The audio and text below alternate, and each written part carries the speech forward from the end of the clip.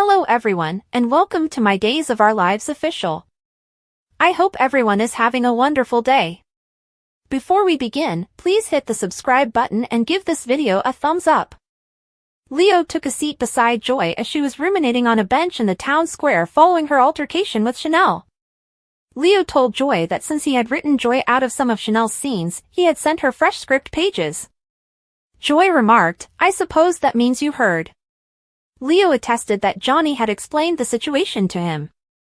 "Do you think Lady Whistleblower's column will feature this?" Joy inquired. Leo gave a headshake. Leo responded, "Not if I have anything to say about it." Joy let out a moan. Joy responded, "So, in other words, yes." Joy left. Leo bumped with Javi as he got to his feet. Leo wished everyone a happy new year. Javi did not say anything, but he stopped moving. Leo took issue with the most recent column from Lady Whistleblower. "So, what was the purpose of this jab?" Javi inquired. "You," Leo said. Javi laughed at the notion. Lady Whistleblower had discovered how Leo had destroyed his friendship with Javi, Leo clarified. "Why would readers even find that interesting?" Javi inquired. Leo gave a shrug. "However, she pursued my career after ruining my romantic life. It seems that my employment at Body and Soul is also in danger," Leo remarked. Javi questioned Leo about his knowledge of the columnist's identity. Rafe had located Hattie, but she had maintained her innocence, Leo added, shaking his head. "I'm not sure what to think. I just feel that someone is trying to harm me," Leo remarked. Javi relaxed after a moment. "You're very concerned," Javi remarked. Javi questioned Leo on the significance of a gossip columnist's opinion of his work. "I'm proud of my work," Leo said. Leo acknowledged that he hadn't heard from Rafe when Javi inquired about his assistance. Javi reassured Leo, "I'm sure my cousin will find out soon." Leo sighed and explained that the only thing he knew was that Javi was not the Lady Whistleblower. Admire Days, B&B, General Hospital, or other soap operas. Participate in the discussion on our SC boards. To interact with fans and start a conversation right away, click here. I only wish I had recognized that earlier. For us, Leo said. Leo apologized once more. "Because of my previous relationships, I was paranoid. You know, after experiencing enough heartbreak, you begin to anticipate more. However, I ought to have realized that you are unique." Leo remarked, "I should have recognized how fortunate I was to have found you." Javi grinned. "Now that it's finished, you should stop feeling horrible." Javi remarked, "I've moved on, and you should too." After Leo nodded, he inquired about Carrie. Javi acknowledged that he had gone out by himself on New Year's Eve because Carrie had been out of town. "I don't have many friends at the moment, and I'm fairly new to Salem," Javi remarked. Leo said, "Well, perhaps I could be your friend." "I don't want Javi to hate me," Leo clarified. Javi declared, "I don't hate you." Javi acknowledged that he had moved past his rage. Javi admitted, "I was really happy to see you when you stopped me just now." Leo grinned. Leo remarked, "So maybe we can be friends." The two guys shook hands after Javi nodded in agreement. Well. What have we got here?" Carrie entered the square and asked. Javi approached Carrie and greeted her with a kiss. Carrie remarked that Javi had appeared chummy with Leo following some short talk. "We made the decision to move past that," Javi stated. "Have you?" Carrie inquired.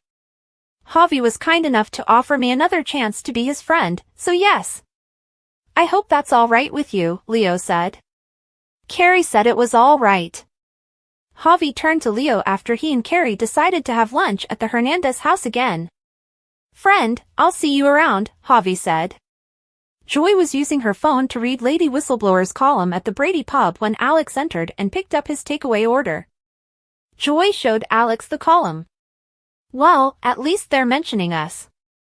"Any publicity is good publicity," Alex remarked. "Yes." Joy said, as long as you don't have to deal with the real-life aspect of this disaster.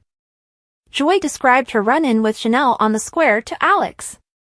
She basically despises me, Joy remarked. Give it a little time, Alex advised.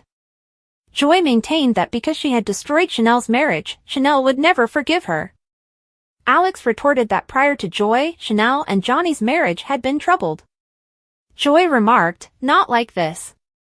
Joy pointed out that the three of them couldn't collaborate because Chanel was her co-star and Johnny was the director. Alex was worried and asked Joy whether she intended to resign. No way in hell. Body and Soul is a project that I adore. I'm really sad about what transpired with Johnny. Joy declared, I won't sacrifice my career for it. Joy was urged by Alex to move on and forgive herself. You're correct. Joy declared, I will no longer feel guilty or like a bad person. Alex gave a nod of consent. I can be hated by Chanel. Joy declared, I'm done hating myself. Joy praised Alex's counsel. Stephanie used her tablet to read the most recent Lady Whistleblower piece while she was at her apartment. The New Year's Eve date between Alex and Joy was discussed in the column. Stephanie became enraged and shouted that she would love to strike the columnist in the throat. The door was knocked on by Abe. With a frown, Abe contended that they had to find out who Lady Whistleblower was. He rolled his eyes as Stephanie read a particularly critical passage regarding Abe and Kate's lack of TV expertise. Stephanie read aloud, Carver should really think about giving the reins to a capable showrunner before viewers vote him out, just like the people of Salem did when he was mayor. Abe gaped.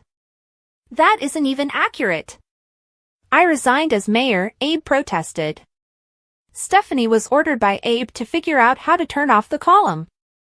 Abe remarked, I just don't understand why we've been targeted. Stephanie shrugged, adding that she had attended the New Year's Eve celebration in an attempt to put a stop to any further scandals. Stephanie stated, but it's obvious that this goes deeper than that. Stephanie pledged to carry out her duties and track down the offender. Abe declared that he was going to the workplace. Abe remarked, I just hope that no new issues come up today. Stephanie gave a nod of approval. Stephanie went to the Horton home to speak with Chad in an attempt to find out who was writing the gossip column. Before she cancels Body and Soul, Stephanie begged Chad to tell her who the hell Lady Whistleblower is. Chad refused to reveal his employee's identify. To be honest, I have no idea who Lady Whistleblower is. Additionally, the spectator must honor their want to remain anonymous, Chad stated. Stephanie brought up the fact that the columnist was trying to ruin the show. A show in which you have invested, Stephanie continued. Chad retorted, that's even more reason to be even-handed. Stephanie had inflated the columnist's impact on the show, according to Chad. Chad maintained that he could not edit the column and that a single article would not ruin the show. Chad was in charge of the material, Stephanie noted.